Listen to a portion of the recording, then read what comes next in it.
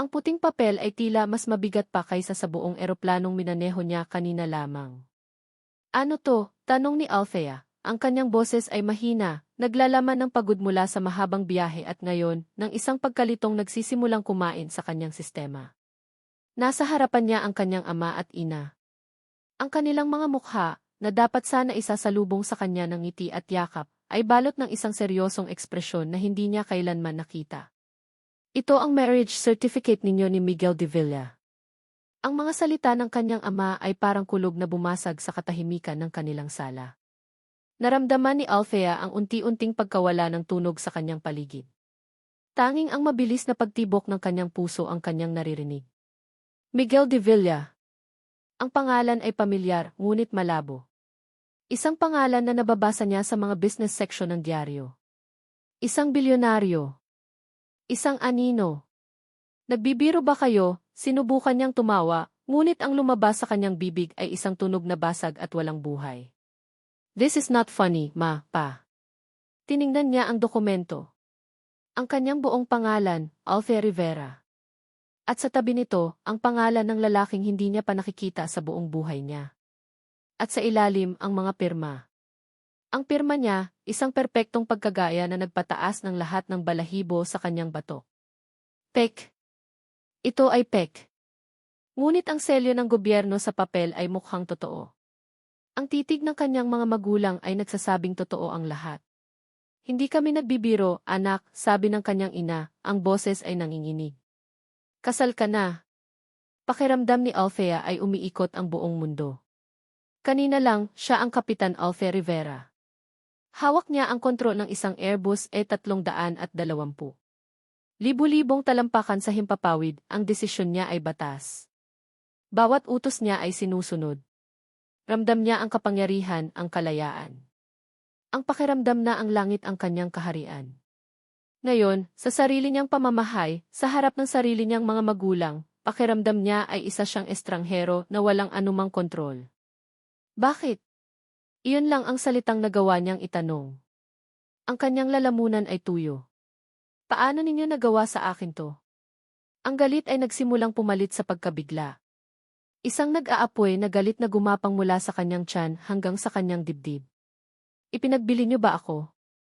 Ganoon na ba iyon? Althea, para rin sa iyo ito, sagot ng kanyang ama, umiiwas ng tingin. May mga bagay kang hindi naiintindihan. Ang hindi ko maintindihan ay kung paano ninyo sinira ang buhay ko, sigaw niya. Hindi na niya napigilan ang mga luhang namumuo sa kanyang mga mata. Mga luha ng galit ng pagkakanulo. Ang pangalang Miguel de Villa ay muling umalinggaw sa kanyang isip. At bigla, isang alaala ang lumitaw. Malabo, ngunit naroon. Isang charity gala, ilang taon na ang nakalipas. Nakauniporme pa siya noon, bagong promote na kopilot. May kausap siyang isang senior captain tungkol sa kanyang pangarap na maging kapitan balang araw. Naramdaman niya noon na may nakatingin sa kanya. Mula sa isang sulok ng ballroom, may isang lalaking tahimik na nakaupo. Hindi ito nakikipag-usap kaninuman. Matikas ang tindig kahit pa nakaupo. Ngunit ang mga mata nito ay nakatutok sa kanya. Isang tingin na kakaiba, malalim, na parang binabasa ang kanyang kaluluwa. Nang magtama ang kanilang mga mata, hindi ito umiwas. Saglit lang iyon, ngunit tumatak sa kanya. Hindi niya nalaman ang pangalan ng lalaki. Hindi na niya ito muling nakita. Posible kayang siya iyon? Mag-empack ka na, Althea, utos ng kanyang ama, ang boses ay pinal at walang puwang para sa anumang argumento. Hinihintay ka na niya. Ang biyahe papuntang Tagaytay ay ang pinakamahabang biyahe sa buhay ni Althea. Walang nagsasalita sa loob ng kotse. Nakatingin lang siya sa labas ng bintana, pinapanood ang mga puno at mga bahay na mabilis na dumadaan, parang mga eksena sa isang pelikulang hindi niya gustong mapanood. Ang magandang tanawin ng Taal ay hindi nakapagbigay ng anumang aliw. Para sa kanya, ang lahat ay kulay abo. Nakarating sila sa isang dambuhalang gate na bakal. Bumukas ito ng dahan-dahan na parang bibig ng isang halimaw na handa siyang lamunin. Pumasok ang kotse sa isang mahabang daan na napapalibutan ng perpektong mga halaman. At sa dulo ng daan, naroon ang isang mansyon. Hindi ito mansyon.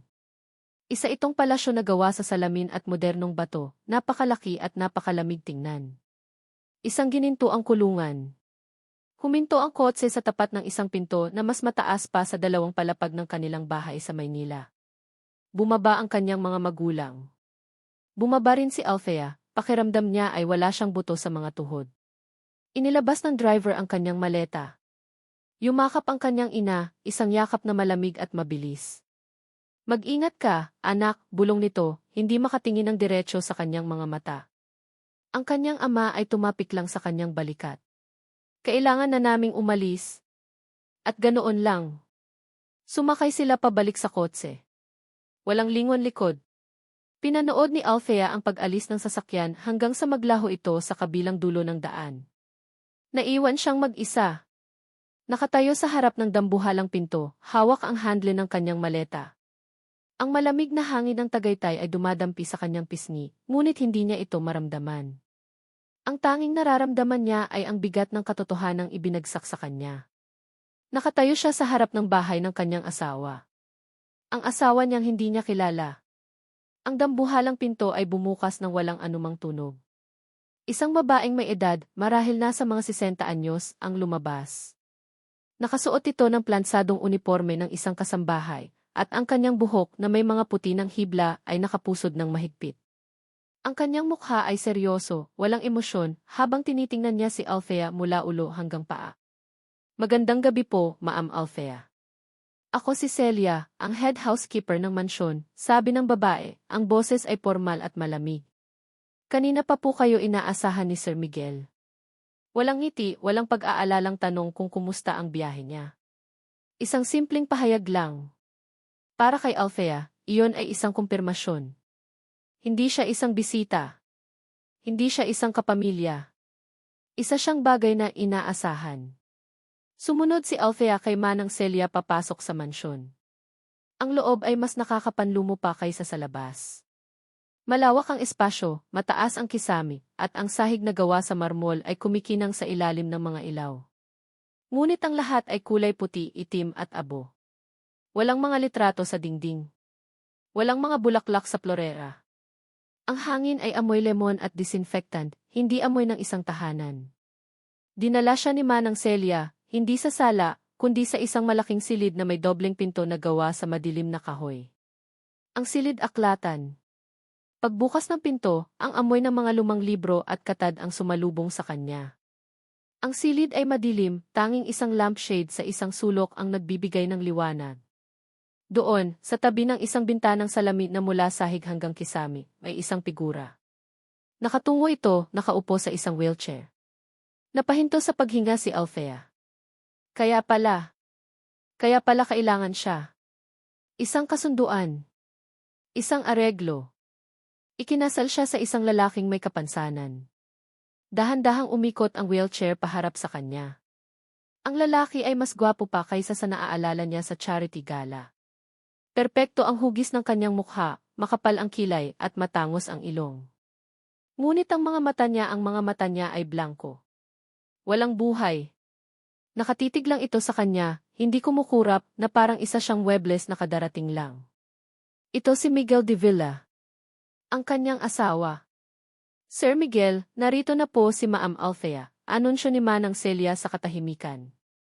Hindi kumibo si Miguel. Hindi gumalaw. Nag-init ang mukha ni Althea.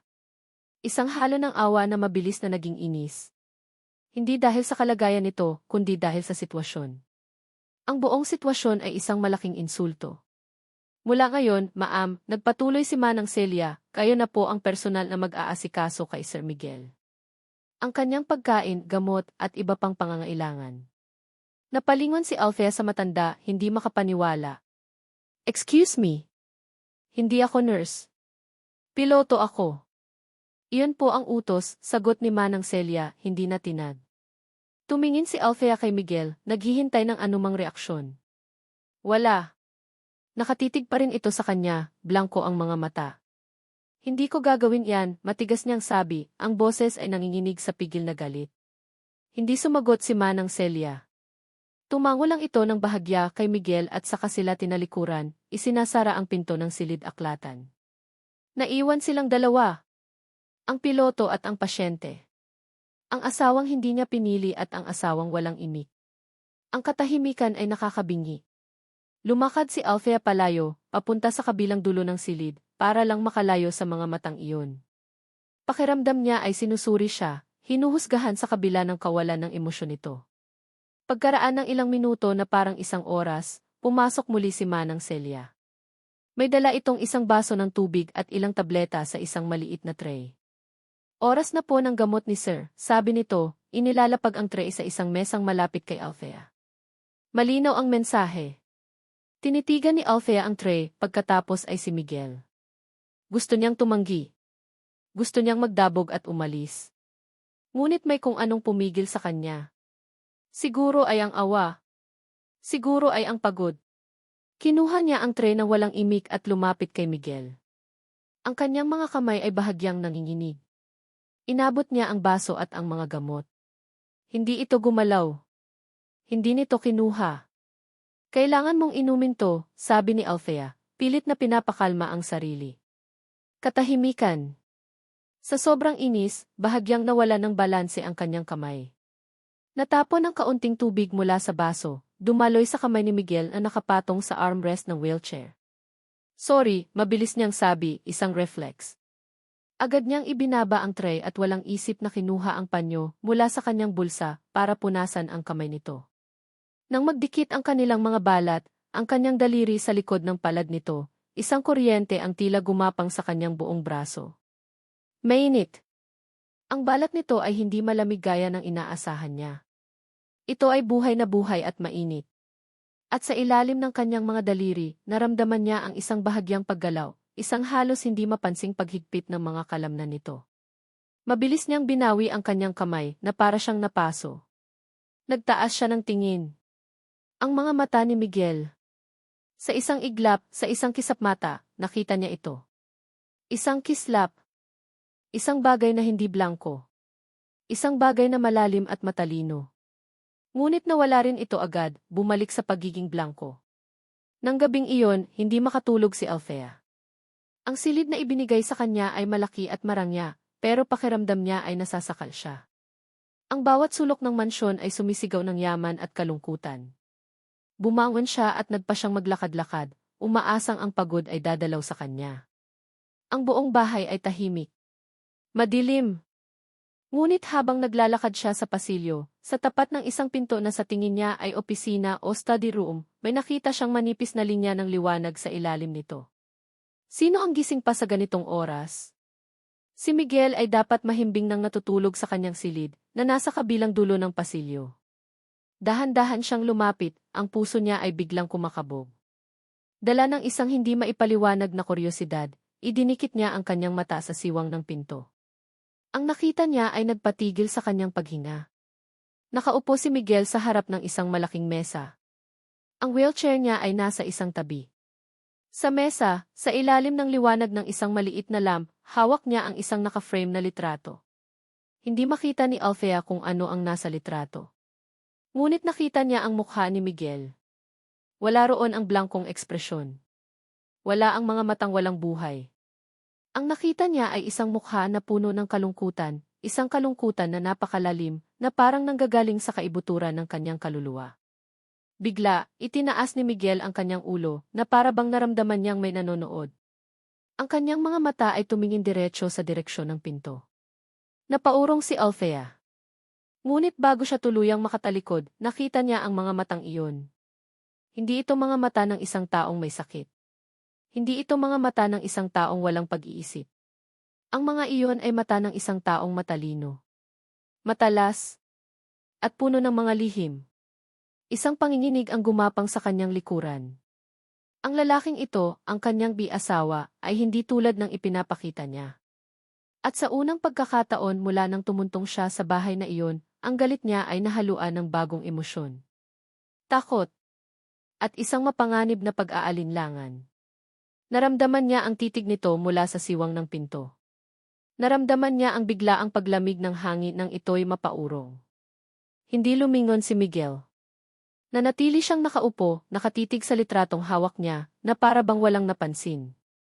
Ngunit sa loob-loob niya, ang kanyang puso ay kumakarera na parang isang kabayong tumatakbo para sa buhay nito. Nahuli niya ako. O halos mahuli. Ibinaba niya ang picture frame sa mesa.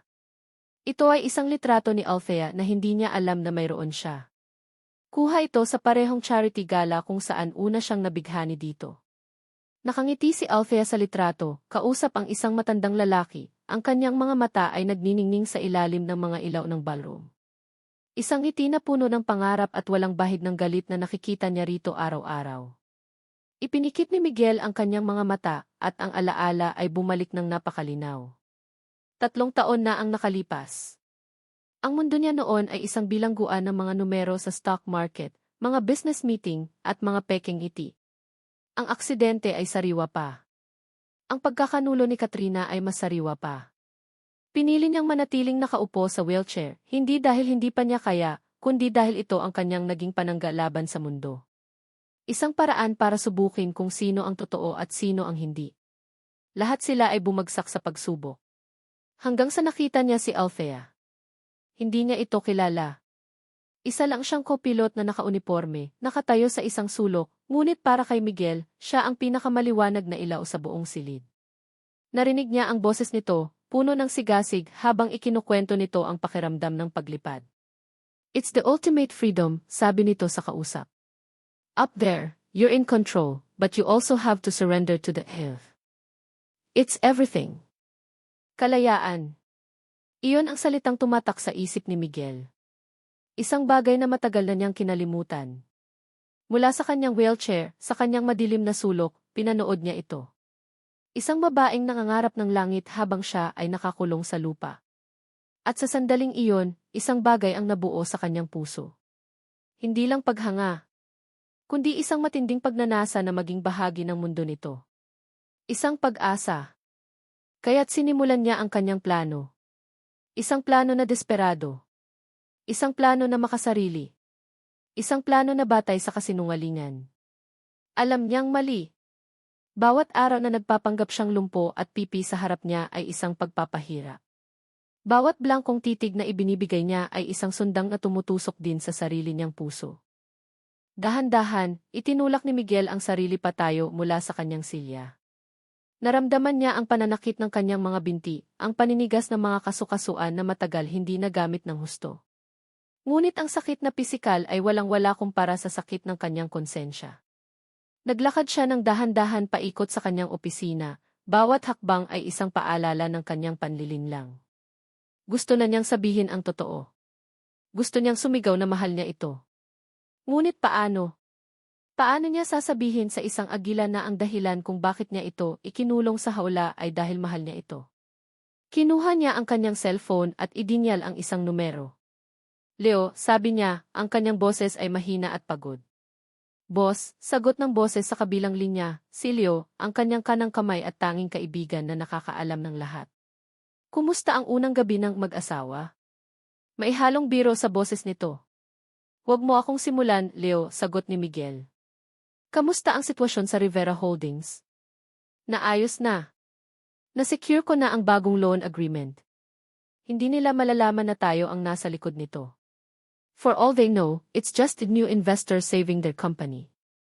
Napabuntong hininga si Miguel. Isa na namang kasinungalingan.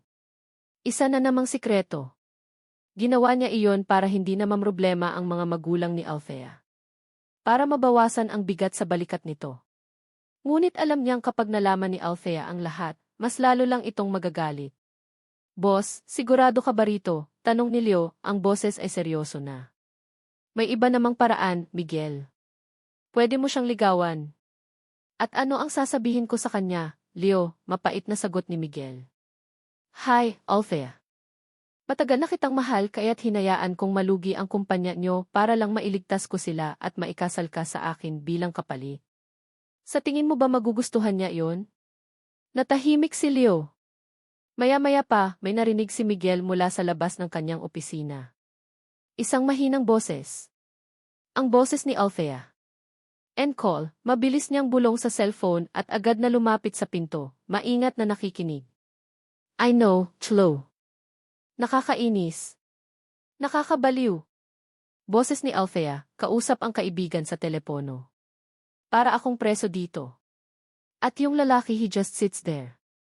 Staring. Blanco. Pero minsan, I swear, may nakikita ako sa mga mata niya. Napatigil sa paghinga si Miguel.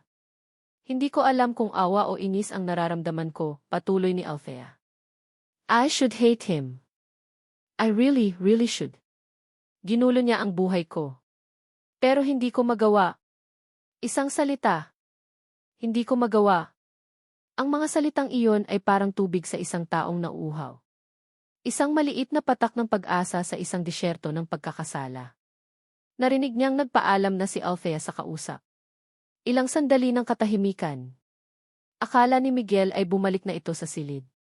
Ngunit muli niyang narinig ang boses nito, mas mahina na ngayon, parang kinakausap na lang ang sarili habang naglalakad palayo sa pasilyo.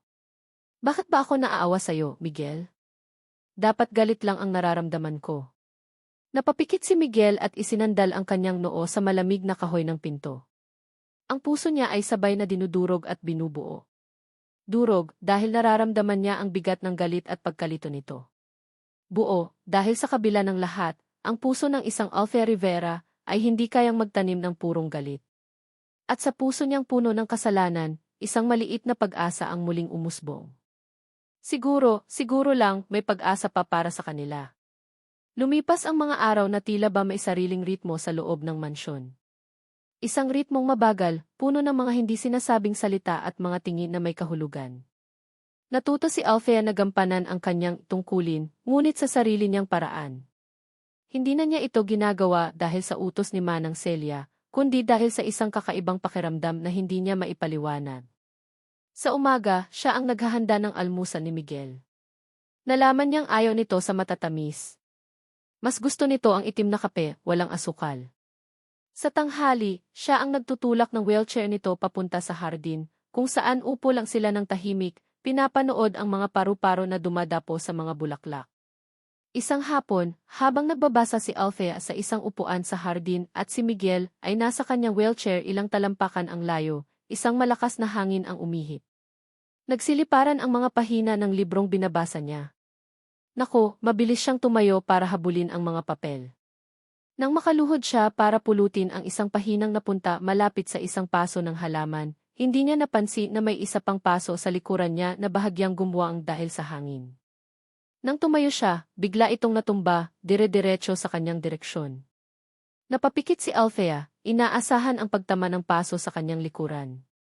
Ngunit wala siyang naramdaman kundi ang mabilis na paggulong ng mga gulong sa damuhan at isang malakas na kalabog. Pagmulat niya, nakita niya ang wheelchair ni Miguel na nakaharang sa kanyang likuran. Ang paso ay basag sa lupa at ang wheelchair ang sumalo sa pagbagsak nito. Nakatitig siya kay Miguel. Ang mukha nito ay blanko pa rin, ngunit ang mga kamay nito ay mahigpit na nakakapit sa gulong ng wheelchair. Humihingal ito ng bahagya. Okay ka lang, tanong ni Althea, ang puso niya ay malakas na kumakabog. Salamat. Hindi ito sumagot.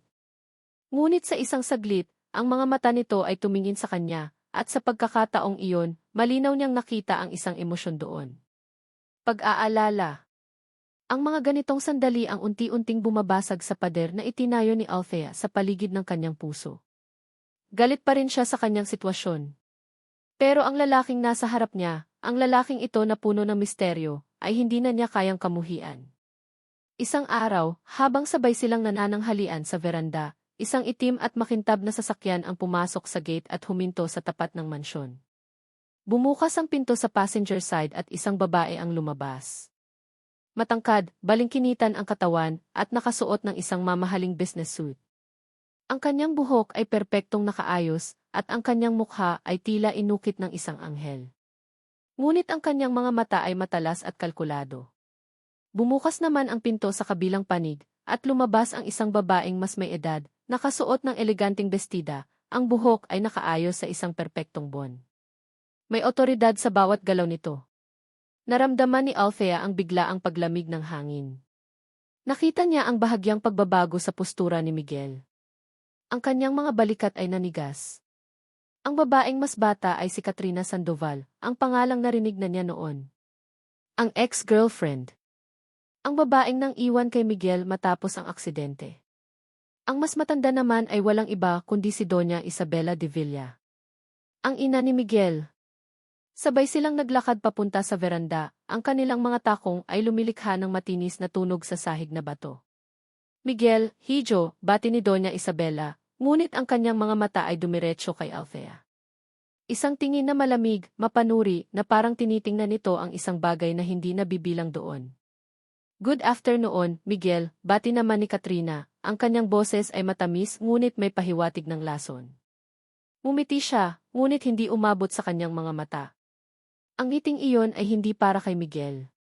Ito ay para kay Althea. Sino siya? Tanong ni Doña Isabela kay Manang Celia na kasunod lang nila. Ang tanong ay sapat na malakas para marinig ng lahat, na para bang si Althea ay hangin lamang. Siya po si Maam Althea, Senora, sagot ni Manang Celia. Ah, sabi lang ng Donya, puno ng paghamak. Humarap siya kay Katrina.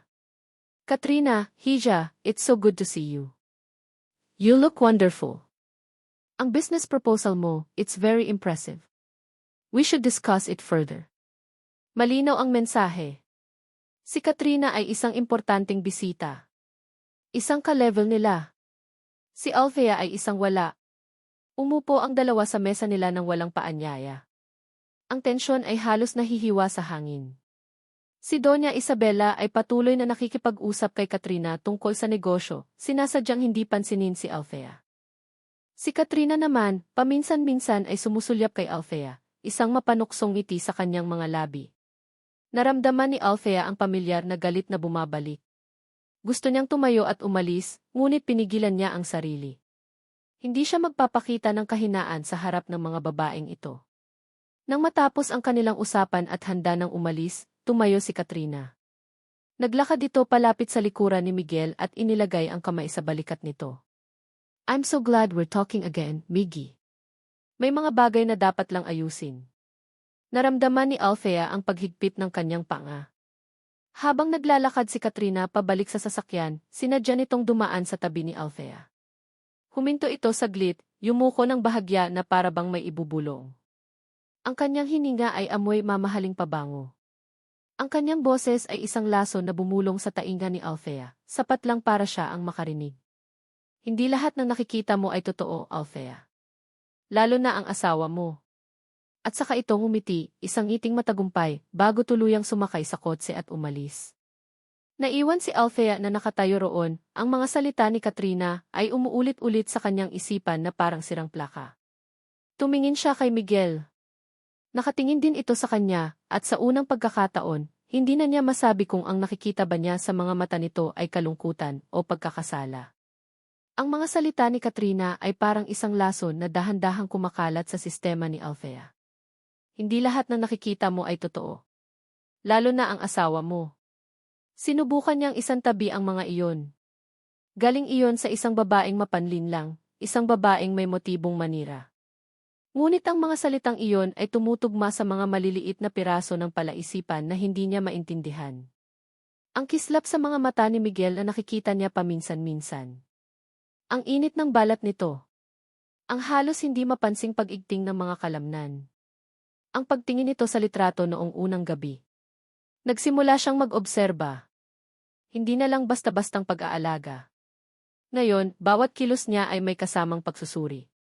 Isang umaga, habang nag-aalmusal sila, sinadya niyang kausapin ito tungkol sa aviation. Ikinuwento niya ang tungkol sa isang emergency landing na naranasan niya noong baguhan pa lang siya. Habang nagsasalita siya, nakatutok ang kanyang mga mata kay Miguel.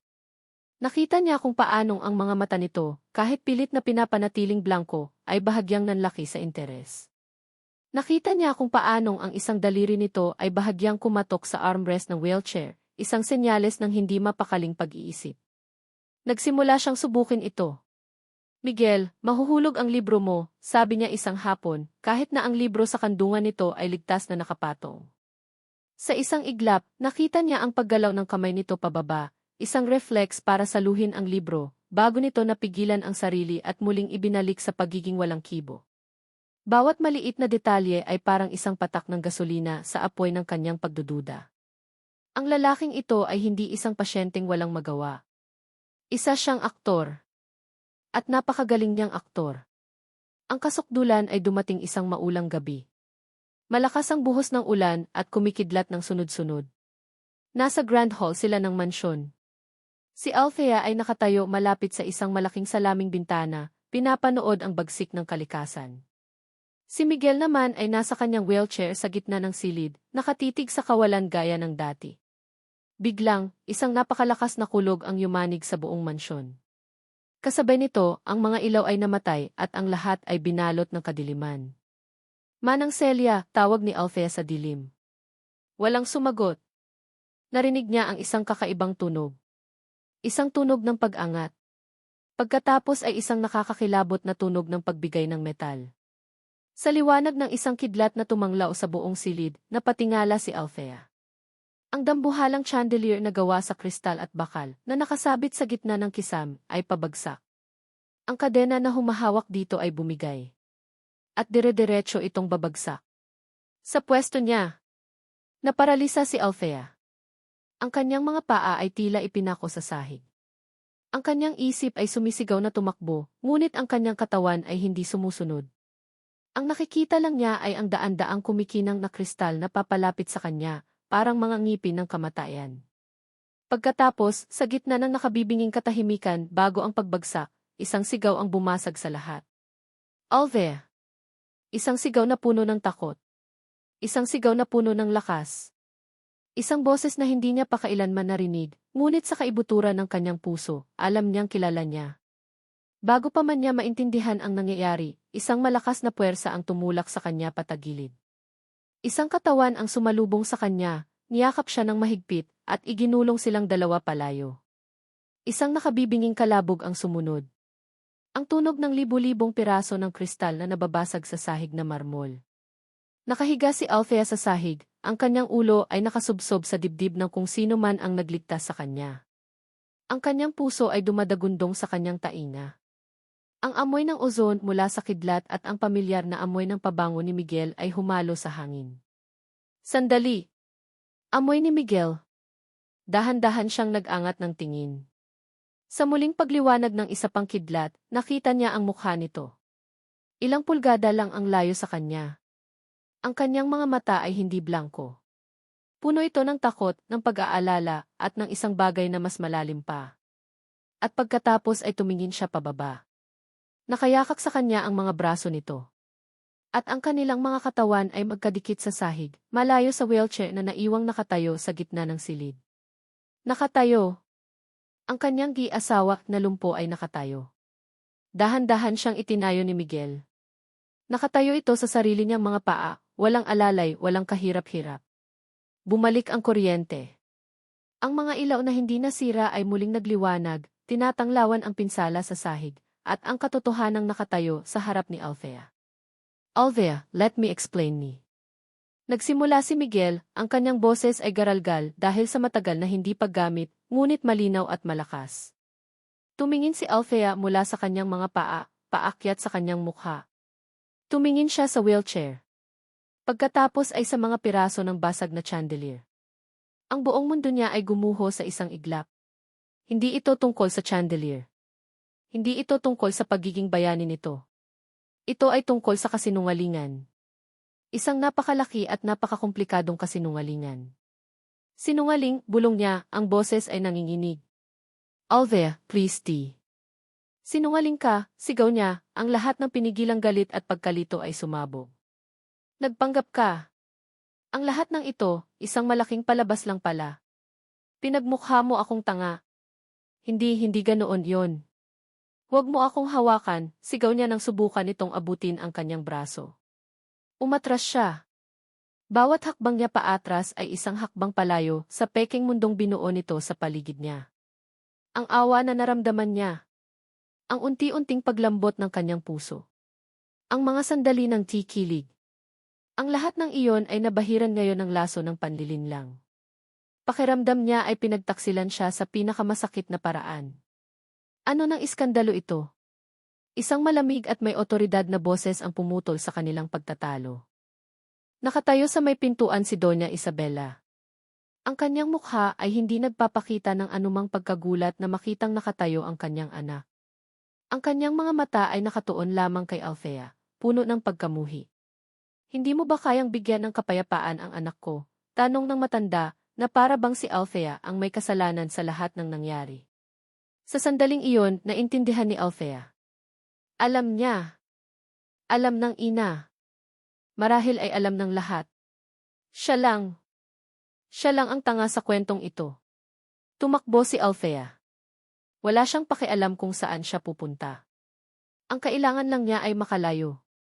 Makalayo kay Miguel na nakatayo pa rin doon, sa mga mata ni Doña Isabela na puno ng pag-akusa, at sa mga durog na kristal sa sahig na sumisimbolo sa kanyang nawasak na tiwala. Nagkulong siya sa kanyang silid. Isinandal niya ang kanyang likod sa pinto, na para bang kaya nitong harangin ang lahat ng kasinungalingan sa labas. Humihingal siya, hindi dahil sa pagod, kundi dahil sa bigat ng emosyong bumabara sa kanyang dibdib. Ang lahat ay isang malaking kasinungalingan. Ang kanyang pag-aalala. Ang kanyang awa. Ang unti-unting pagtubo ng isang damdamin na hindi niya pinangalanan ngunit ramdam na ramdam niya. Ang lahat ay itinayo sa pundasyon ng buhangin at ngayon tinanggay na ito ng alon ng katotohanan. Kinabukasan, hindi siya lumabas ng kwarto. Hinayaan niyang kumatok si Manang Celia. Hinayaan niyang marinig ang boses ni Miguel sa labas ng pinto, nagmamakaawa na mag-usap sila. Hindi niya pinansin. Anong pag-uusapan pa nila? Paano niya paniniwalaan ang anumang sasabihin nito ngayon? Nang hapon na iyon, may kumatok ulit. Sa pagkakataong ito, hindi niya ito pinansin, ngunit bumukas ang pinto. Si Doña Isabela. Pumasok ito sa silid na para bang pag-aari niya ito. Ang kanyang mukha ay kalmado, ngunit ang kanyang mga mata ay kasing lamig ng yelo. Hindi ko alam kung anong pinaplano mo, babae. Simula ng matanda, ang boses ay mababa at mapanganib. Pero hindi ko hahayaan na saktan mo ulit ang anak ko. Napatingin si Althea, hindi makapaniwala. Ako ang nanakit sa kanya? Baka nakakalimutan ninyo, ang anak ninyo ang nagpanggap na lumpo at pipi. Isang ngisi ang sumilay sa labi ni Doña Isabela. Nagpanggap siya dahil sa sakit. Dahil sa trauma na idinulot ng mga taong tulad mo at ni Katrina. Mga babaeng hindi alam kung ano ang tunay na pagmamahal. Akala mo ba madali para sa kanya? Bawat araw na hindi siya makapagsalita, bawat araw na nakakulong siya sa silyang iyon, ay isang pagpaparusa sa sarili. Ginawa niya iyon para protektahan ang sarili niya. At nang dumating ka, ikaw ang nagdulot ng stress sa kanya. Ikaw ang dahilan kung bakit siya napilitang sirain ang kanyang panangga. Bawat salita ay isang sampal. Pinalalabas ng matanda na si Althea pa ang may kasalanan. Na siya ang kontrabida sa kwento. Kung talagang may malasakit ka sa kanya, dagdag pa ng Donya, iiwan mo siya sa kapayapaan. Nang gabing iyon, hindi mapakali si Althea. Lumabas siya sa kanyang balkonahe para magpahangin. Ang kanyang silid ay nasa 2nd palapag, tanaw ang malawak na hardin sa likod ng mansyon. Ang buwan ay maliwanag. Ang hangin ay malamig. Ngunit ang kanyang puso ay nag-aapoy sa galit at sakit. Habang nakatayo roon, isang anino ang kanyang napansin sa hardin sa ibaba. Isang pamilyar na anino. Si Katrina. Ano ang ginagawa nito rito sa ganitong oras ng gabi? Sinundan niya ng tingin ang figura. Palihim itong naglalakad, papunta sa isang pinto sa gilid ng mansyon, isang pinto na alam niyang humahantong sa wing kung nasaan ang silid ni Miguel. Naramdaman ni Althea ang paglamig ng kanyang buong katawan. Hindi maaari. Pumasok si Katrina sa loob. At hindi na lumabas. Hindi natulog si Althea ng gabing iyon. Nakaupo lang siya sa isang silya sa tabi ng bintana, nakatingin sa kawalan habang ang bawat minuto ay parang isang pagtorture. Ang mga alaala ng mga nagdaang linggo, ang mga tahimik nilang sandali sa hardin, ang pag-aalala sa mga mata ni Miguel nang muntik siyang mapahamak, ay bumabalik, ngunit ngayon, ang mga ito ay parang mga multo na nanunuya sa kanya. Isa ka lang tanga, Althea. Isang tanga. Nang ang unang sinag ng araw ay tumama sa kanyang bintana, doon niya nakita ang pagbukas ng pinto sa ibaba. Lumabas si Katrina mula sa parehong pinto kung saan ito pumasok kagabi. Sinadya nitong huminto sa ilalim ng balkonahe ni Althea. Inayos nito ang kanyang damit, hinawi ang kanyang buhok at pagkatapos ay tumingala. Diretso sa direksyon niya. Isang ngiti ang sumilay sa mga labi ni Katrina. Isang ngiting puno ng panunuya at tagumpay. Pagkatapos ay naglakad na ito palayo at nawala sa paningin.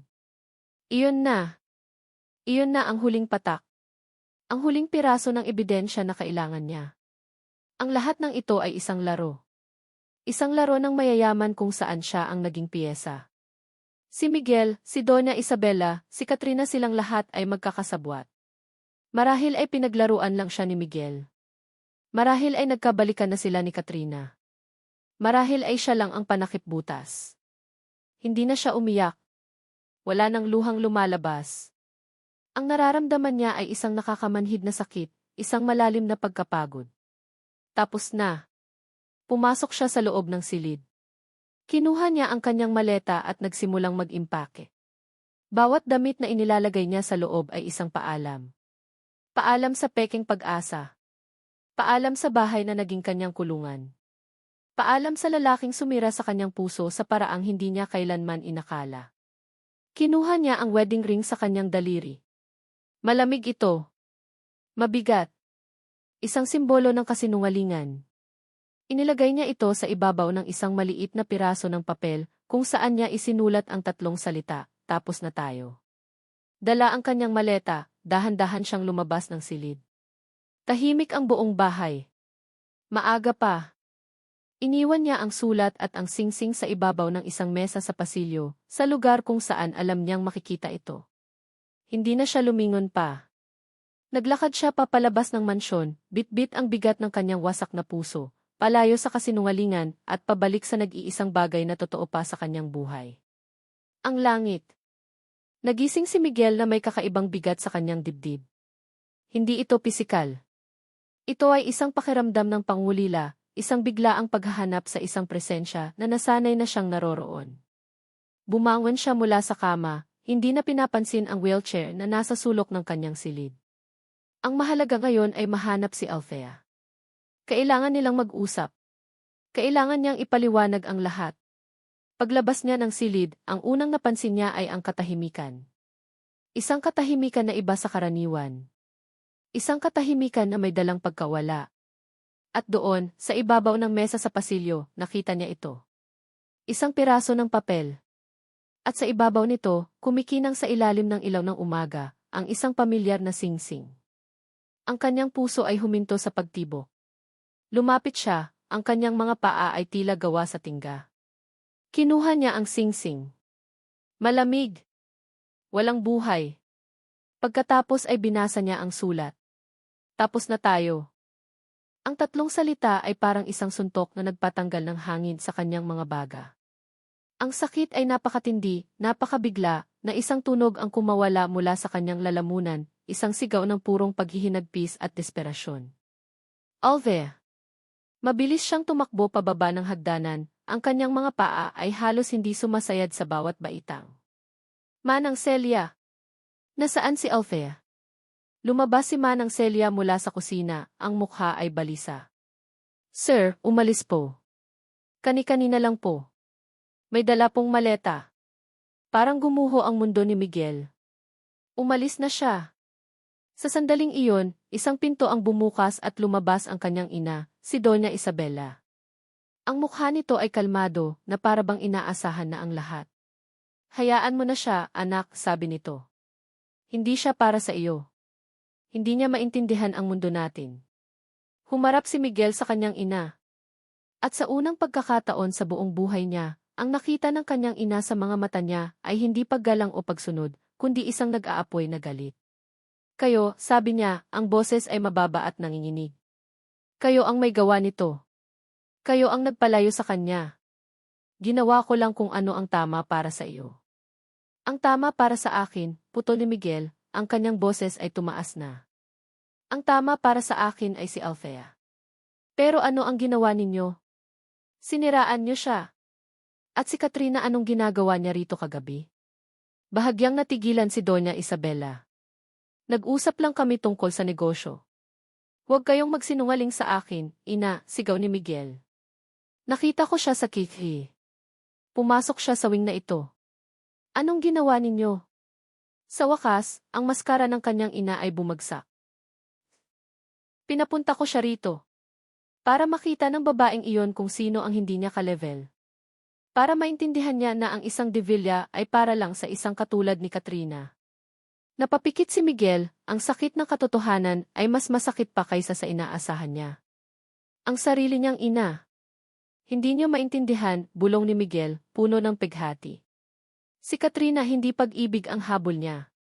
Ang kumpanya natin ang habol niya. Sa sandaling iyon, nagring ang telepono ni Miguel. Si Leo. Boss, kailangan mong pumunta sa opisina. Ngayon na. Katrina called an emergency board meeting. She's trying to oust you. Gagamitin niya ang issue ng pagpapanggap mo para patunayang you are mentally unstable to lead the company. Lahat ay nag-ugnay sa isip ni Miguel. Ang pagbabalik ni Katrina. Ang pakikipagsabuatan ng kanyang ina. Ang pag-alis ni Althea. Isang perpektong bagyo na idinisenyo para wasakin siya. Ngunit hindi na siya ang Miguel na nagtatago sa likod ng wheelchair. Hindi na. I'm on the way, sabi niya kay Leo at ibinaba ang tawag. Tumingin siya sa kanyang ina, ang mga mata ay puno ng determinasyon. Aayusin ko ito. At pagkatapos, hahanapin ko siya. Ang eksena sa boardroom ay puno ng tensyon. Naroon ang lahat ng miyembro ng board. Sa unahan, nakatayo si Katrina, puno ng kumpiyansa, hawak ang mga dokumentong magpapatunay sa kanyang mga akusasyon. As you can see, simula ni Katrina, for the past 3 years, Miguel Devilla has been deceiving all of us. He pretended to be an invalid, I'm mute. This questions his stability, his very character. How can we entrust this company to a man who lives in a lie? Biglang bumukas ang pinto ng boardroom. Pumasok si Miguel. Hindi nakaupo sa wheelchair. Nakatayo siya ng tuwid, nakasuot ng isang madilim na suit. Ang kanyang presensya ay pumuno sa buong silid. Lahat ay natigilan. Lalo na si Katrina.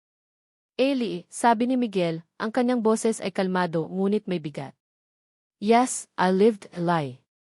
A lie created to protect myself from people like you, Katrina. Naglakad siya papunta sa unahan. People who would leave a man the moment he shows any sign of weakness. People who value money and power over loyalty. This is absurd, sigaw ni Katrina. Is it? Tanong ni Miguel. Tumingin siya sa mga board member. But what's more absurd is this. While I was living the lie, this woman, sabay turo kay Katrina, was busy orchestrating a hostile takeover of our company through Shell Corporation. A Shell Corporation she thought we wouldn't uncover.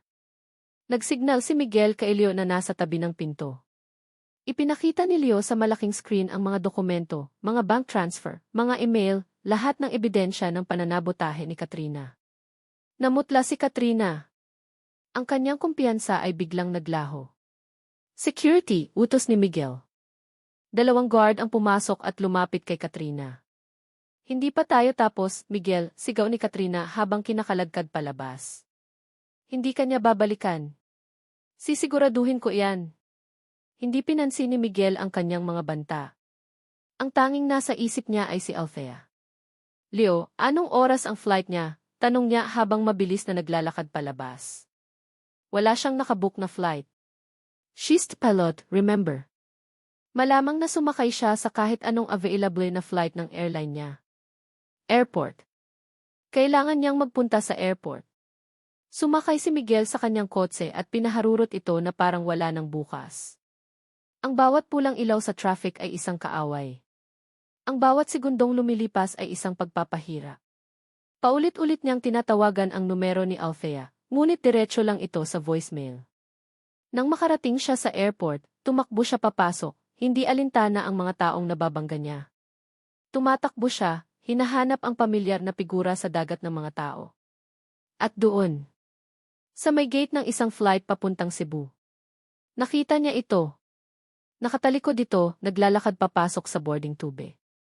Althea. Ang sigaw niya ay mas malakas pa kaysa sa ingay ng buong airport. Huminto ito. Dahan-dahan itong lumingon. Ang kanilang mga mata ay nagtama sa gitna ng karamihan. Ang mga mata niya, puno ng gulat at sakit. Tumakbo si Miguel, humihingal, hanggang sa makarating siya sa harap niya. Ang buong mundo sa paligid nila ay naglaho. Sila na lang dalawa. Huwag di. Sabi niya, habol ang kanyang hininga. Huwag kang umalis. Pakiusap. Ang kanyang mga mata ay nagpapakita ng lahat ng kanyang nararamdaman, ang kanyang pagsisisi, ang kanyang takot, ang kanyang pagmamahal. Wala nang maskara. Wala nang pagkukunwari. Siya lang, nakatayo sa harap niya, basag at buo ng sabay. Natakot ako, pagpapatuloy niya, at sa unang pagkakataon, narinig ni Althea ang panginginig sa boses ng isang Miguel de Villa. Pagkatapos ng aksidente, pagkatapos akong iwan ni Katrina, dahil lang hindi na ako makalakad, nawala ang lahat ng tiwala ko sa mundo. Akala ko, walang sinuman ang magmamahal sa akin ng buo.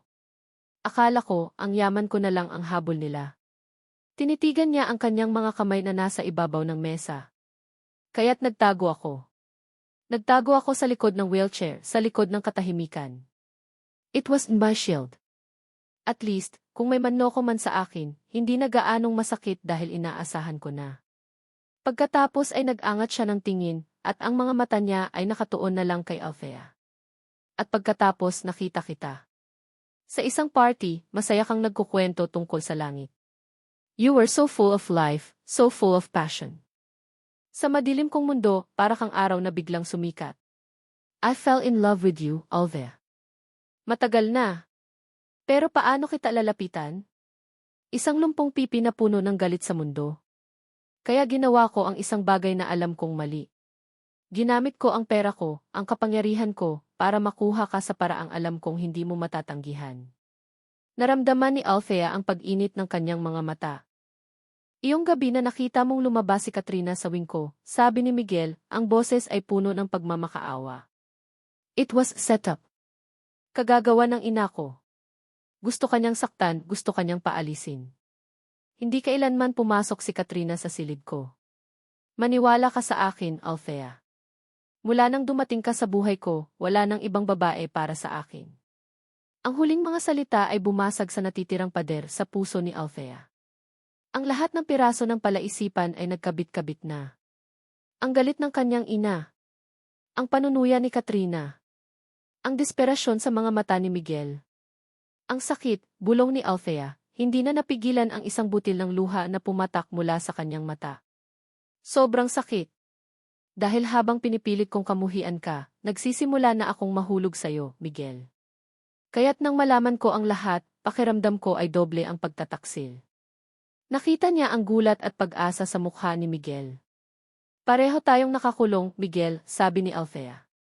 Ikaw sa mga kasinungalingan mo at ako sa galit ko. Tumayo siya. Tara na. Saan tayo pupunta? Tanong ni Miguel, naguguluhan. Hindi ko alam, sagot ni Althea.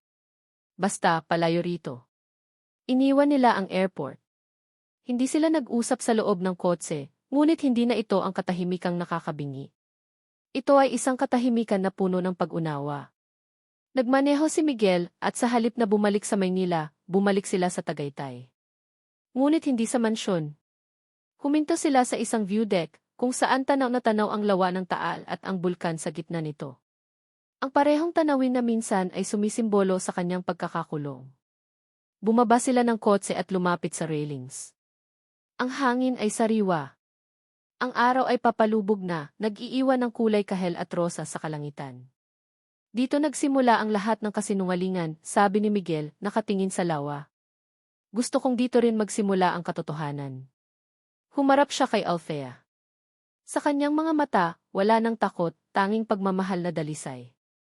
Dahan-dahan siyang lumuhod sa isang tuhod. Napatakip ng bibig si Althea. Mula sa kanyang bulsa, kinuha ni Miguel ang isang maliit na kahon. Binuksan niya ito. Sa loob, isang simpleng singsing na may isang maliit na diamante ang kumikinang sa ilalim ng papalubog na araw. Hindi ito ang singsing mula sa kasunduan. Ito ay iba.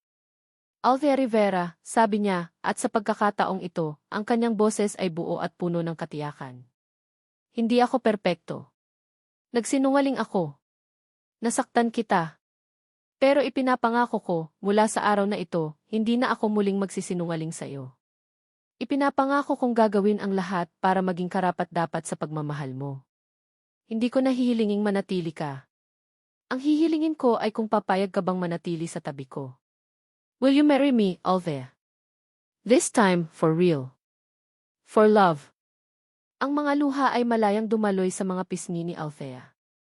Ngunit hindi na ito luha ng sakit o galit. Ito ay luha ng kaligayahan, ng pagpapatawad, ng isang bagong simula. Tumango siya. Yes, bulong niya. Yes, Miguel. I will marry you. Isinuot ni Miguel ang singsing sa kanyang daliri. Tamang-tama. Tumayo siya at niyakap siya ng mahigpit. At sa ilalim ng papalubog na araw sa Tagaytay, ang dalawang pusong minsan ay wasak ay muling nabuo, mas matatag kaysa dati. 6 na buwan ang lumipas. Ang Airbus E320 ay dahan-dahang lumapag sa runway. Mula sa cockpit, ngumiti si Captain Althea Rivera de Villa. Isa na namang ligtas na paglipad. Paglabas niya sa arrival area, nakita niya agad ito. Nakatayo si Miguel, nakangiti, hawak ang isang baukwet ng kanyang paboritong bulaklak. Wala na ang wheelchair. Wala na ang blangkong mga mata. Ang naroon ay ang kanyang asawa, ang kanyang tahanan. Ang mansyon sa Tagaytay ay hindi na malamig at malungkot. Puno na ito ng mga litrato nilang dalawa, ng mga bulaklak, ng tawanan. Maging si Doña Isabela, matapos ang isang mahabang pag-uusap at taos-pusong paghingi ng tawad, ay natutong tanggapin si Althea. Lumapit si Althea kay Miguel at hinalikan ito. Welcome home, mahal ko, sabi ni Miguel. I'm home, sagot ni Althea, hinawakan ang kamay nito. Magkahawak kamay silang naglakad palayo, habang ang araw ay muling lumulubog sa abot tanaw. Sapagkat ang tunay na pag-ibig ay hindi nagsisimula sa perpektong pagkakataon, kundi sa kahandaang buuin ang isang hindi perpektong mundo ng magkasama. At dito nagtatapos ang kwento ni na Althea at Miguel. Isang taos-pusong pasasalamat sa inyo, aming mga minamahal na tagapakinig, sa pagsama sa amin sa bawat kabanata ng kanilang paglalakbay. Mula sa unang pagkabigla, sa mga pader ng galit, hanggang sa unti-unting pag-usbong ng pag-ibig sa gitna ng mga kasinungalingan. Habang isinusulat ko ang kwentong ito, naramdaman ko ang bawat sakit, bawat pagdududa, at bawat kislap ng pag-asa ng ating mga bida. Nais kong ibahagi ang isang kwento na hindi lamang tungkol sa kilig, kundi tungkol din sa katotohanan na ang pag-ibig ay hindi isang perpektong larawan. Ito ay magulo, minsan ay masakit, at nangangailangan ng tapang. Tapang na magpatawad, hindi lang sa taong nakasakit sa atin, kundi pati na rin sa ating mga sarili.